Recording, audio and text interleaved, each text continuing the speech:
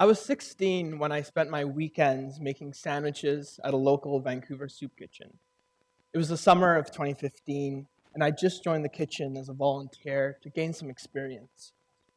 The joy of working at the center, more than anything else, was being able to get acquainted with the kitchen's regulars. They spent hours at the center, grateful for the sandwich and coffee we served them each day. It was my first introduction to some of the city's most marginalized and vulnerable. One of the regulars, Greg, had been recently diagnosed with cancer. He'd missed a critical specialist appointment because he hadn't been able to respond to his email in time.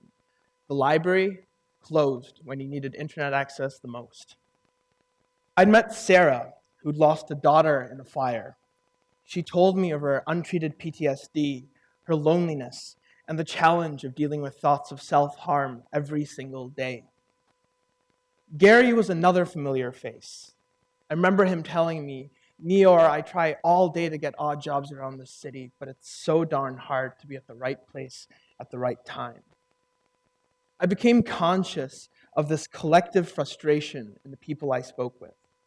Over every sandwich I handed out each day, I grew more frustrated with them. Well, what could I do to alleviate or try to mitigate some of the issues faced by Gary, Greg, and Sarah? I kept pursuing this question. I'd like you to all take a look around this room full of differences, different eye color, clothing, ethnicities, and genders. Even amongst all this difference, I can tell you that 99% of you share one commonality. If you own a smartphone, I'd like you to raise your hand for a brief minute. Yeah, did you hear that movement of just all the hands going up? Now, if you have a data plan along with that smartphone, keep your hand up once again. Okay. You see, this is that commonality, a connection to the world that I realized people like Gary, Greg, and Sarah were lacking. The smartphones in our pockets, which had become ubiquitous for most of us. Phones aren't just an easy way for me to swipe right on Tinder and hope for companionship. Smartphones are these multi-purpose lifelines, especially for vulnerable populations. Sure, we have libraries here with free access to the internet, but the importance of smartphones are they're uniquely mobile, they're easily accessible, and they carry a wide array of applications we've all grown very accustomed to. Mobile data and applications specifically have added a layer of value to our phones above their ability to facilitate basic communication. This is why phones and data plans have embedded themselves into our societal fabric, because they become synonymous with having an accessible internet connection and a world of opportunity right in your pocket. According to a study done by Hootsuite and We Are Social, more than 4 billion people around the world use the internet, with the latest data showing that nearly 250 million people came online for the first time in 2017. The study indicated that this was propelled by more affordable smartphones and mobile data plans in developing countries. Just think about it. More than 200 million people got their first phone in 2017, and 2/3 of the world now have phones with them. Importantly, more than half of the phones used today are smart devices, which means two vital things: internet capability and access to applications. This would explain why more than 50% of web traffic in the world comes from cell phones. In developing economies, it's even higher. In India, data from TRI says that about 96% of online connections in the country come from cell phones. I realized that here in Vancouver, our vulnerable populations were dealing with an unaddressed issue: a lack of affordable phones and cell phone plans, leading to many individuals having little understanding of the internet and mobile applications and how it could empower them. There's an ever-evolving ecosystem built around smartphones, and by making phones and cellular data unaffordable, we cut off an entire group of people from the forefront of this technological innovation. It didn't make sense to me that a group of Vancouver's most vulnerable were left behind by the technological age. That summer in that soup kitchen, I began Connect Vancouver, a project aimed at crowdfunding cell phones and free phone bills so that Sarah could access Crisis Line and 911 the next time she had a panic attack, so that Greg would find it easier to secure a job because he could finally be contacted, so that Gary would never miss a specialist appointment again. To the best of my knowledge, the only organization in Canada that does what we do. And 5 years later, my small project is now a foundation. We continue to provide phones, free phone bills, and digital literacy training to get those left behind acquainted with the internet. But you know one consistent thing we haven't been able to afford on the scale we work with? Mobile data. Because data is a privilege here in Canada, and it might be time to change that. In fact, in 2019, an organization like mine shouldn't have to exist in a place like Vancouver. You see, I'd be happy for my project to become obsolete, but expensive data, phone plans, and phones are an unfortunately Canadian problem. A 2016 CRTC Commission report said that Canadians pay some of the highest rates of wireless service compared to other G7 countries and Australia. Now, the Montreal Economic Institute, which is this pro-free market think tank, tried to make reason of our unaffordable bills, with the author Martin Mass saying, Canadians are paying for Alexis, but it's worth Alexis. But like Laura Tribe of Open Media said, not every Canadian can afford to pay for Alexis. Now, telecommunication companies, or telcos like I'll call them, constantly feed us reasons for our high bills. In a hypothetical conversation with me, they'd say, Neor, Canada is a big country with a small group of people spread out over a huge area, and frankly, that's some expensive infrastructure. But wait a minute. Let's take a look at Australia, where monthly bills are up to $37 less than ours. Data from the same report that likened our unaffordable phone bills to Alexis also showed that Australia has more geographical challenges than Canada, invested more per capita on telecommunication services, and offered faster network connection speeds. Analytics firm Tefficient also found that Canadian telcos' revenue per gigabyte is approximately 70 times higher than in India and 23 times higher than in Finland. Consequently, the report concluded that Canadian mobile usage is thus lower than average. Now, why is this the case? The Canadian Competition Bureau points to a serious lack of competition and high barriers to entry for foreign cell phone companies. And because of these obstacles, we're all part of a system here in Canada that has propagated the idea that data and phones are this privilege, this luxury experience. To get a better understanding of this issue in an international context, let me take you all to my recent trip to India. One of the first things that dawned on me was that mobile data wasn't considered a privilege.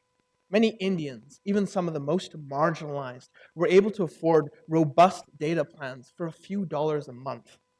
It was a liberating experience for me, not having to hop from one Wi-Fi spot to another. In fact, data is so common in cities like New Delhi, public Wi-Fi is almost a non-existent thing. Now, this wasn't always the case. When I visited India just 5 years ago, phone bills and data were considerably higher. What I saw upon my recent visit was a product of a competitive marketplace at play. Now, to get a grassroots perspective on this new wave of data liberation in India, I interviewed 3 women who worked as domestic help in homes around the city of Guwahati. Annually, the earnings of these women ranged from around $500 to $2,000. These were 3 migrants from rural villages who had come to the city. 2 of them were single mothers, and entire households ran on these incomes. Amazingly, all 3 women were able to afford data plans and smartphones, equipped with apps like mobile banking. All of them were proud of the financial independence they'd gained through their cell phones. One of the women even offered to video call her son, living hundreds of kilometers away in a rural village. B.V. Krishnamurthy, in his Harvard Business Review article, best captured what I'd witnessed firsthand, how affordability has led to the diffusion of technology on a grassroots level in countries like India.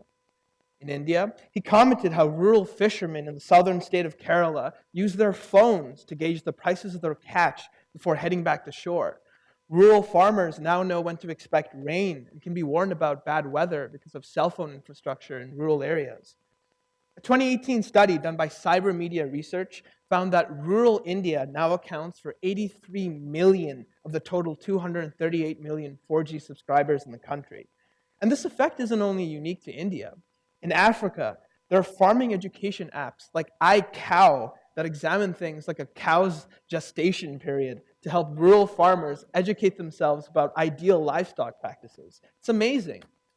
The World Bank predicted that this surge in mobile phone users will help increase business in sub-Saharan Africa, including bringing mobile banking and microfinancing to phones, even in rural areas. In all these countries, through a push to make phones and data plans more accessible, applications and the very use of a phone has been catered to some of the most marginalized groups.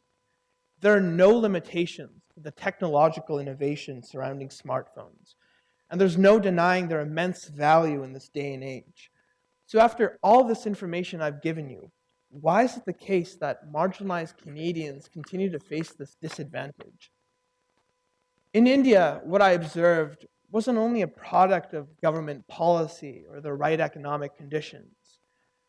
It was an overwhelming cultural acceptance and motivation for smartphones and data plans to be an accessible and necessary commodity for people from every strata of society, a right of sorts and no longer a privilege. Like we've witnessed in the rest of the world, be it India, sub-Saharan Africa, this access to technology provides the impetus for innovation across demographic profiles. The resulting exchange of knowledge provided by phones leads to untapped opportunities, providing a platform and a world stage for so many left behind by the digital age. By continuing on our path here in Canada, we're excluding Canadians who could benefit most from the technological age. A staggering number of Canadians struggle with poverty on a daily basis. William Kennard, the ex-chair of the FCC, used the term digital dark ages for people left out of the digital revolution. We all know that socioeconomic disparities already exist in Canada and are worsening, and the digital access gap that is created by this is compounding the problem. Be it the working poor, people disadvantaged by their gender, sexuality, ethnicity, or race, or marginalized by socioeconomic conditions across the wide expanse of Canada's urban and rural areas. Across the spectrum of the various measures of poverty, the LICOs, the LIMS, the MBMs, there is little doubt that people have needs beyond the basic basket of goods of food, clothing, and shelter. Communication, interaction, learning, and empowerment are up there as prioritized needs almost basic to our existence. Research shows this is best facilitated by affordable access to technology.